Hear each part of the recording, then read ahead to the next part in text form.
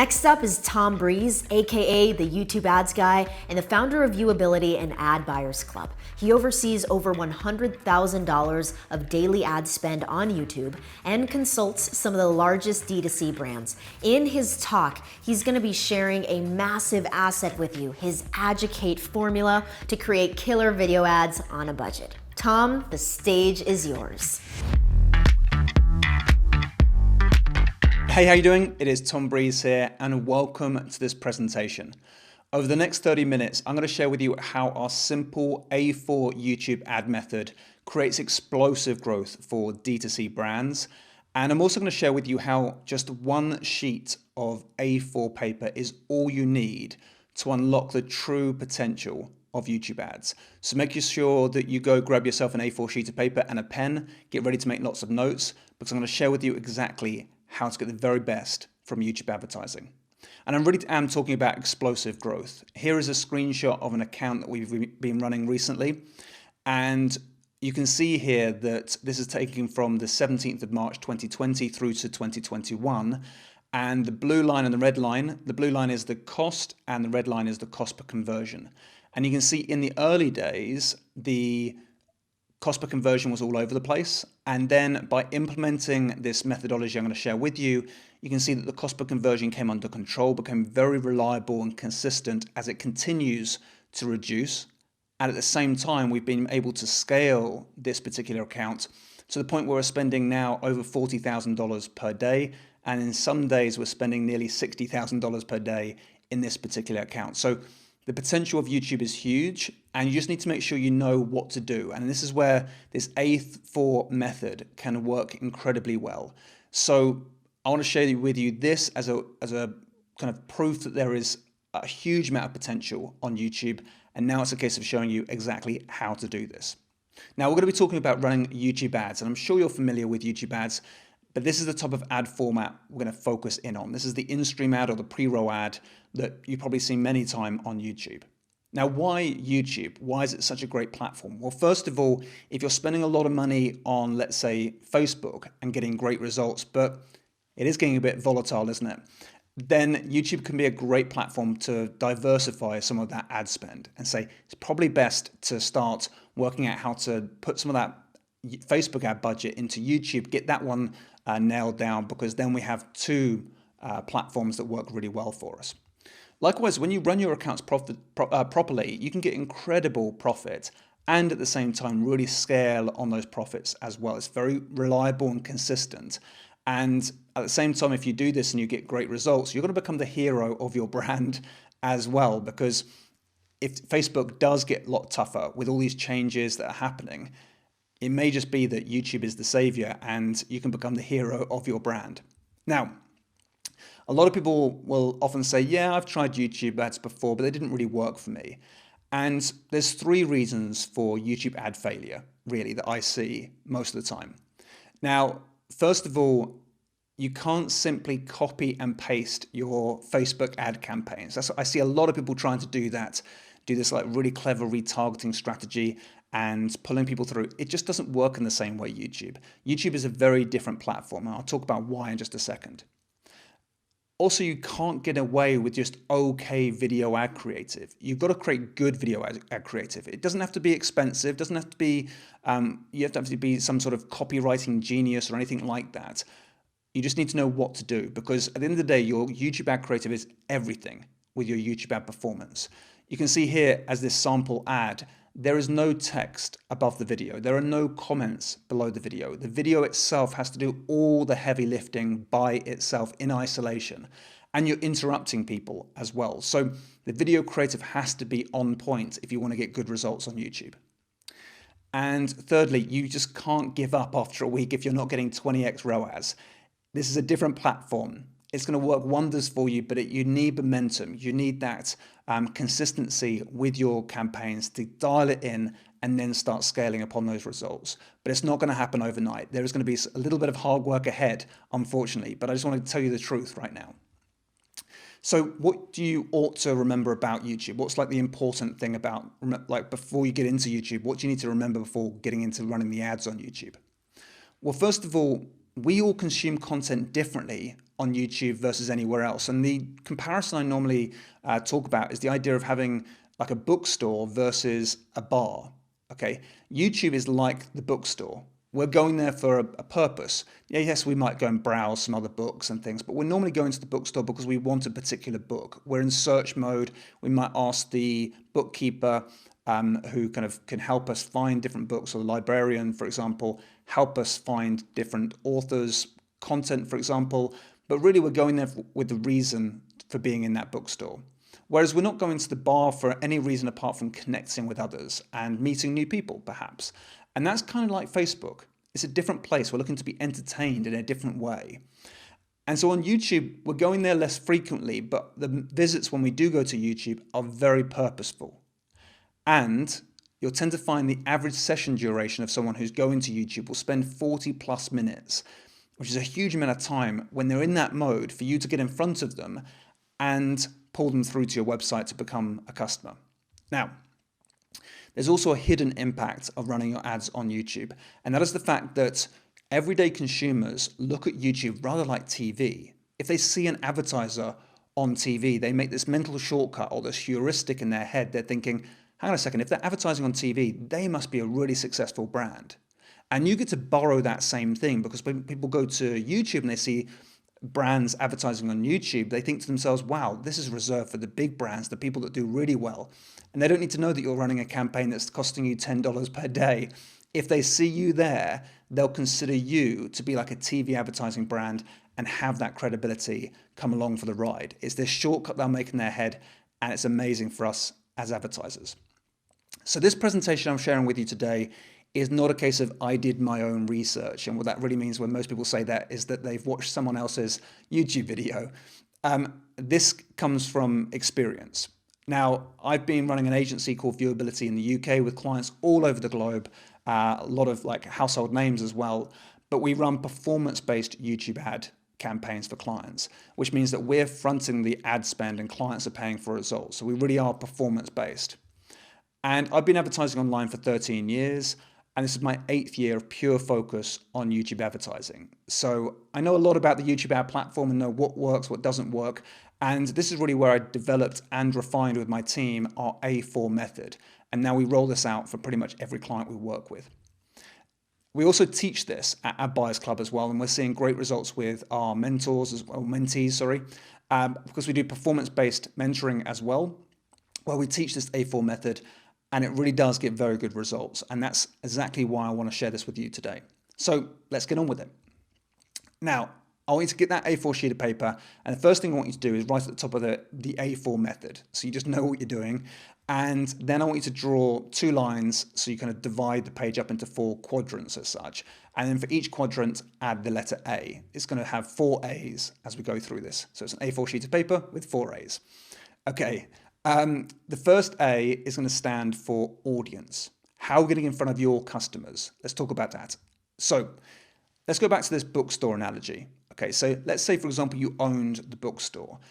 You'll probably know you have 3 different types of customers. Okay, now your 3 different types of customers are going to be window shoppers. These are the people that kind of are outside browsing, looking, they may be trying to kill some time potentially, or they see the bookstore and they stop and they look through the window because something catches their eye, something of interest is in that bookstore. And there's a good chance, if you're clever about it, you can bring those people in store. Now, you're also going to have store shoppers, people who come into the store who have a book on their mind and they want to ask you questions. They're in research mode, or they're looking for a particular book on a certain topic so they can understand more. Those people are store shoppers. And you're also going to have checkout shoppers. These are the people that have been in the store for a little while, found the books they want, and they go into the checkout and they're ready to make their purchase. They probably just want to ask a few simple questions before making that purchase that particular day. So you've got 3 different types of customer, 3 different types of mindsets. And this goes for any business, really. I mean, I've made this about the bookstore here, but it goes for any business, online and offline. Thing is, people overcomplicate things typically. And with YouTube, it can seem a little bit daunting when you first look at the platform, because there's all these different types of targeting methods. You have remarketing, placements, keywords, custom audiences, topics, in-market audience affinities. You also have similar audiences, detailed demographics, and many, many more as well. And all these opportunities available to you, but you're like, well, where do I get started? Well, first of all, let's use this kind of mindset approach to work out what sort of targeting can map on to people's mindsets. And I'll help you out. This is what it looks like. So you tend to find that you've got different types of targeting can be mapped onto different types of customers. And the easy customers to go after, excluding checkout shoppers like with remarketing, but when you're looking for cold traffic and converting new customers for your business, you want to look at store shoppers first, because if you have this natural store shopper coming in, it's actually pretty easy to turn them into customers. So with all those different options available there, I'm just going to talk about custom audiences for now, because I feel like it's a great strategy to use if you're wanting to get started with YouTube ads. So custom audiences, let's go into a little bit more detail about exactly what they are. Custom audiences are audiences that you build inside of your account, and you can define your audience for yourself. Now, as you can see here, if you go inside your AdWords account and you can look to go for your building an audience, you'll open up this window that looks like this. It will say new custom audience, and you'll get to choose what you want to call it. But look at this. I just like put it in the green box here. People who searched any of these terms on Google. Basically what you're going to do is you're going to give a load of keywords to Google, and they'll say, okay, cool, I know I can track all the people that have typed in those keywords in Google recently. We'll build an audience of those people, and then you can advertise that audience should those people then come to YouTube.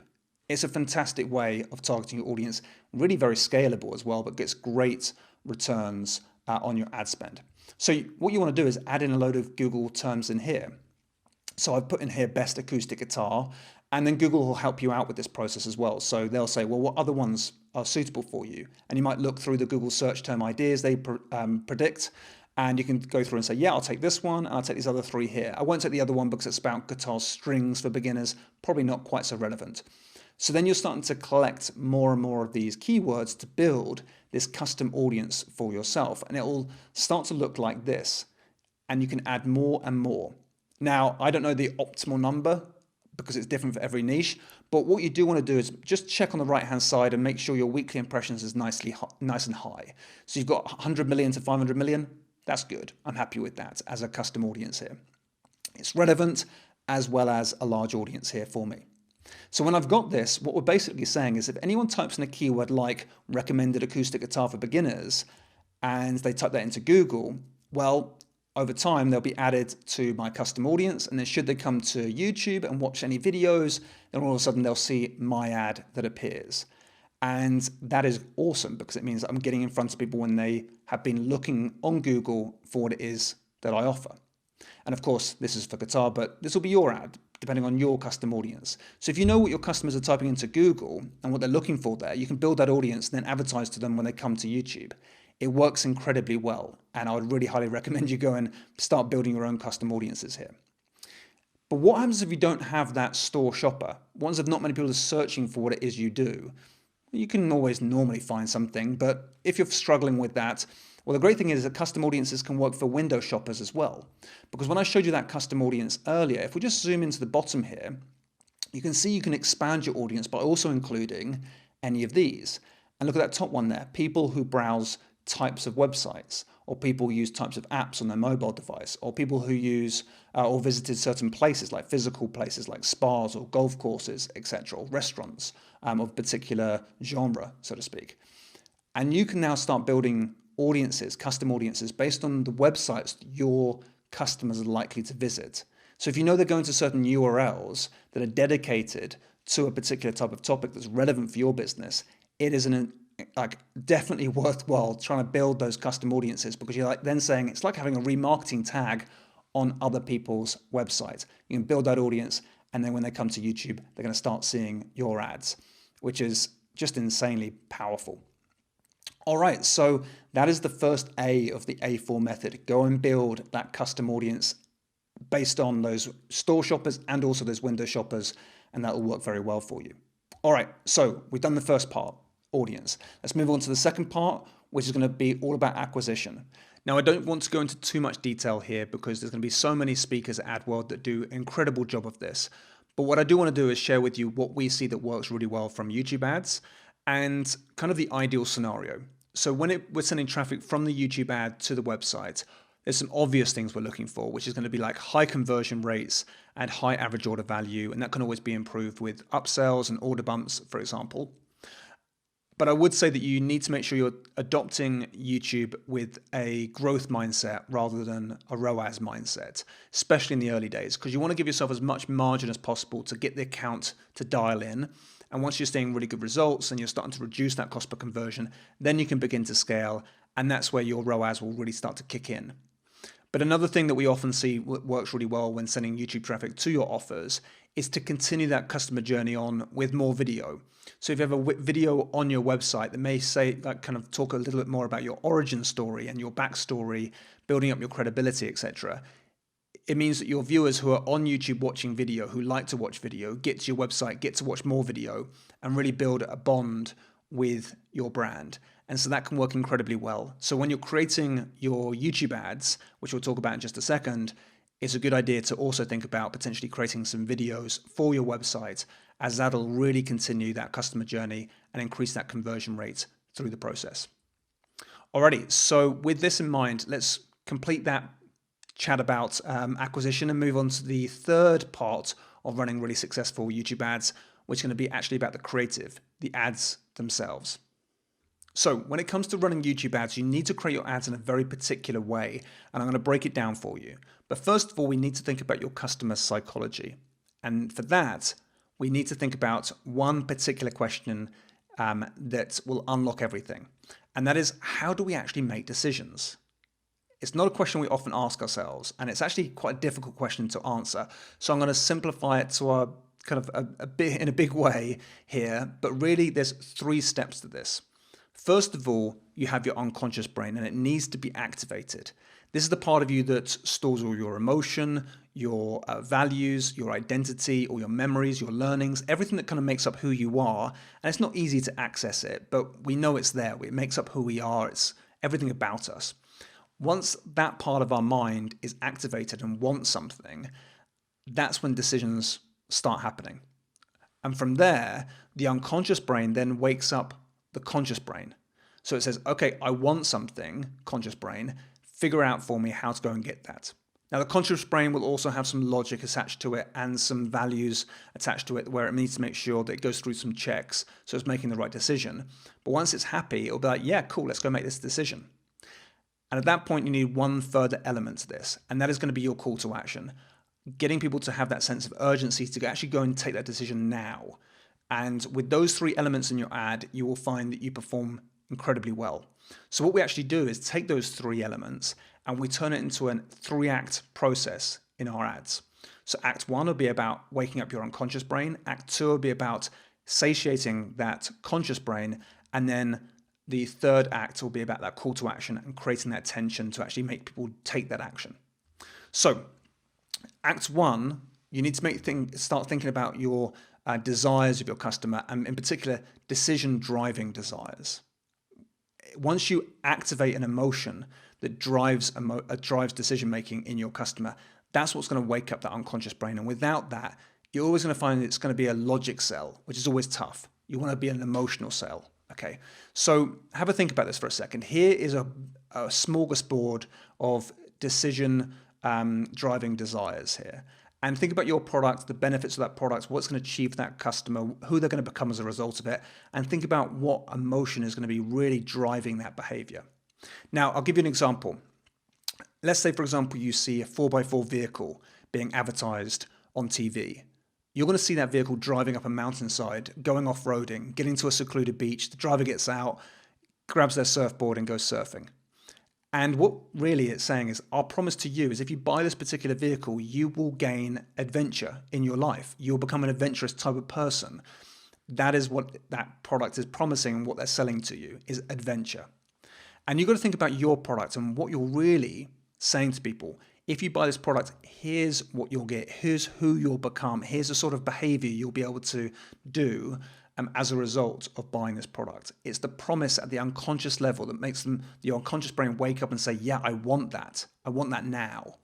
Okay, so when you're thinking about this in your particular product, I want you to think about that and then kind of start coming up with a couple of concepts. potentially. This is just ideas for what the video might look like. Now, I did this with a client of ours, and we've got some amazing video with her. She teaches people online how to play piano. I said to her, what is the deep desire of your customers? And after a few conversations around it, she realized that, like, okay, cool. What it is this creative freedom. They want to sit down at the piano and just lose themselves and have this complete flow state where they play for what feels like 5 minutes, but it's actually an hour. I was like, I've got it. Okay, cool. I said, now imagine you had a dream tonight, and imagine kind of what that would be for you. And she's, for some reason, I see this piano on a beach. I was like, great, can we take this piano to your beach? And she was like, no, these Steinway pianos cost hundreds of thousands, probably not a good idea. And I was like, okay, yeah, the salt air might actually just ruin the piano. And so we're like, okay, what else can we do? And she put in a few phone calls to some removal men, and they're like, yeah, we can take a piano to this mountain. And that's exactly what they've done in this video, as you can see here. It's this mountain range, and it's got this beautiful lake with the trees in the background. And really what you're doing is, if you're like seeing this, you're thinking to yourself, I want to be that person playing piano there because I'll just lose myself. This is like creative freedom in a scene. And that's what you're doing, is you're kind of understanding what emotion you're wanting to kind of get out of your customer, and then you're setting up a concept where they see that in action and thinking, I want to be that person doing that thing, feeling that emotion. And as soon as you do that, you're going to wake up that unconscious brain, and it's going to say, I want that, whatever it is.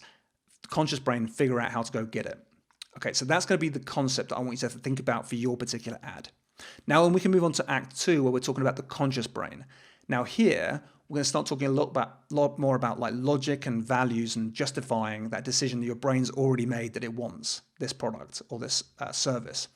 And so when you're thinking about the logic and the values, really what you're looking to do is build these assets out. So the assets will be things like your backstory, like how it is that you've achieved, like origin story as well, what you've done, why this product exists, maybe some of the credibility about that product, how it's been featured in lots of publications, etc., and got rave reviews, and also demonstrate how that particular product works. This is all conscious brain processing, where the mind is thinking, okay, cool, it does these things, that makes logical sense, I like it. It's also done in the way that I like, so that values is really important to them. And they see it in action, they think, yeah, I want that. My conscious brain is happy to move forward with this decision. So I'll give you an example. Here we're working with a client in the golf niche, and we're teaching people how to fix their game. And we're saying, will it work for you? Well, golfers don't want to think about 101 different things when they're standing over the golf ball. They want simple. And that's one of the values to them. And so we're saying, look, it's a 3-step process. It's called the reverse slice sequence. It works. And we even took a study of people doing this sequence, and they found out that 213 out of 215 golfers fixed their golf slice as a result of putting this into action.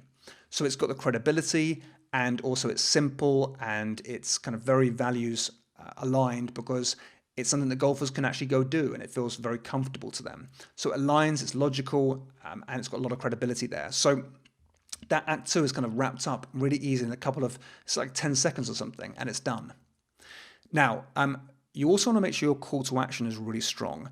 And something I always like to include is identity tension. And what I mean by that is we're saying to people, if you decide to click this link, you're one of us. If you don't decide to click this link, you're not one of us. Okay, let me share how this works. So you're going to want to build some assets out here. So you're going to have like things like testimonials to begin with, which is showing people just like the viewer, people just like them are getting results. So what you're really saying at the end of this video is like, people like us do things like this. People like us are getting great results because they do things like click the link and go buy this product. And so you're getting all those reviews, but you're saying to them, here's what you stand to gain if you do this. You're one of us, you get this product, and you'll gain this identity. If you don't do this, you kind of lose out on that identity. You're not the person you want to become. And that's a decision about identity is tough to say no to, and it really helps with your conversion rates. And likewise, you can always add a countdown timer at the end of your video. This is something that we've done for years now, and it works ridiculously well. So you can see an example here of these videos here. The power of the countdown timer, you'll see on the right-hand side video, it's just a split test we ran. You can see that we just got this like simple edit, a 5-second countdown timer, but that countdown timer bumped click-through rates by 32%, making a profound difference to the performance of the campaigns we're running. So it's really worthwhile adding that into your videos.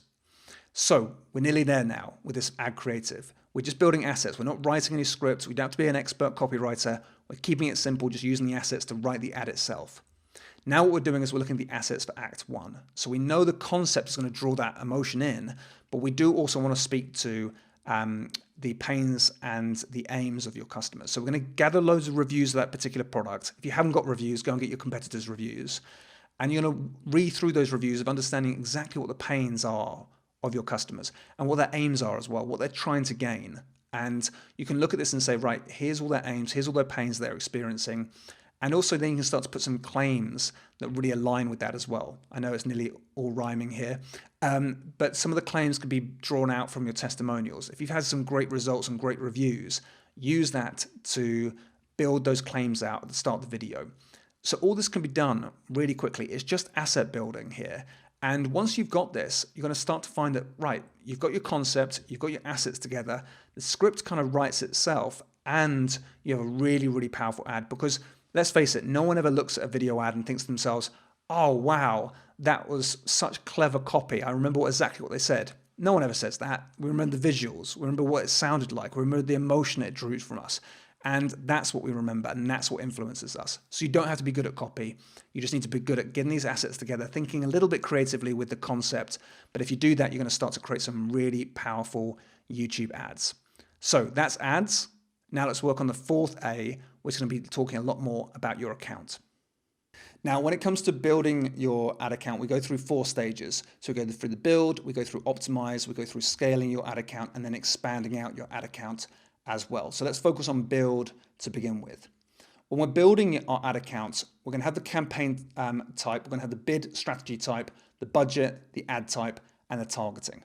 Okay. Now, when you look at this, when you build your campaign, let's say, for example, campaign 1 is going to be about using maximize conversions as your bid strategy type to begin with. This is when you first get started. Your budget needs to be around about 10x your target CPA. So if you're kind of aiming for around about $30 target CPA, let's say, you want to try and reserve a budget of about $300. It doesn't need to be quite that high. You could probably start with 5x and you'd be okay, but you want to give it some budget to begin with. Your ad type is going to be in-stream, because that's what we've been focusing on here. And then your targeting is going to be your custom audience number 1, like the first custom audience you build. Okay. Now that's going to be the campaign build out. And you're like, right, that was simple. Just build that out. And there's many tutorials about how to do that if you wish. And then campaign 2, maximize conversions, 10x your target CPA, in-stream again, but this time you're going to go for custom audience number 2. I break it down by 2 different campaigns because then you can control the budget much more easily at those levels, and it gives you much more control. So 1 campaign per type of targeting. Now, when it comes to the build, you then, once you're live, you're going to want to start optimizing that particular campaign set that you've got here. So you've got campaign 1 and campaign 2. Now, the way you do that is you look at some of your macro optimization to begin with. There are hundreds of things you could optimize on, things like time of day and location targeting, etc., all that sort of stuff. But don't do that yet. Just focus on a couple things, or 3 things in particular. You want to eliminate any ages, genders, or devices that are just outliers, things that just aren't working. So if you see like a mobile device is much more expensive than a desktop device, pause it out. Okay, keep with the best performing device, the best performing age group, and the best performing gender. So you're starting to really zero in now on your ideal customer on their device at the right time, basically. And you do that for both campaigns. You're starting to really zero in, and you're saying any outliers, anything that's like not performing too well, get rid of it. And you're just working with these macro optimizations because they don't interfere with each other. Males and females are different. Mobile and desktop is different. Age groups are different. So you're not kind of conflicting. It's not like you're adding a household income on top of it where it then interferes with everything else. You're simply saying, I'm keeping it at the macro conversion, optimizing down based on those only. Now, once you've done that and you start to optimize and you're getting great CPAs, hopefully, that's the point where you can start to scale these campaigns. Now, the way you do that is to increase these budgets. That's the obvious way to start, and just increase the budgets. But with maximized conversion, it's only going to take you so far. It's not going to allow you to spend thousands and thousands every single day on just a few custom audiences. You're probably going to find like a ceiling at some point, normally between $500 and $800 per day. At which point, when you have that stability and it's been reliable for a week or so, then you might want to say, right, let's move it away from maximized conversion and go for a new bid strategy type of target CPA. It's a different type of targeting or different type of bid strategy, I should say. And with that, it'll allow you to scale much further. So you're just going to flip that campaign across to a target CPA campaign, and you will then give it a kind of a target of what you want and a budget. But as soon as it starts working really well for you, that'll scale a lot further, and it'll allow you to push a lot further as well. So that's kind of a scaling strategy. That's kind of like the vertical scaling, so to speak. And then you also have expanding out your campaigns, which would be more of your horizontal scaling at that point. We have all these other targeting options we haven't had a chance to speak about today, but they're just sitting there waiting for you to go and explore them and pretty much run the same sort of activity again to continue expanding out your whole account and getting really good results. So that completes this A4 method. We talked about audience, acquisition, ads, and account, and that's going to really help you continue to scale. And this one sheet of A4 paper is all you need to get results like these that we talked about earlier. Getting back to controlling that cost per conversion, kind of reducing that cost per conversion over time, as well as scaling at the same time. And it's all down to implementing this A4 method. Hopefully you found this very useful. This is how our simple A4 YouTube ad method creates explosive growth for D2C brands. My name is Tom Breeze, and if you want to find out more about us, go and check us out at adbuyersclub.com or viewability.co.uk, and I look forward to hearing from you very soon. Thanks so much.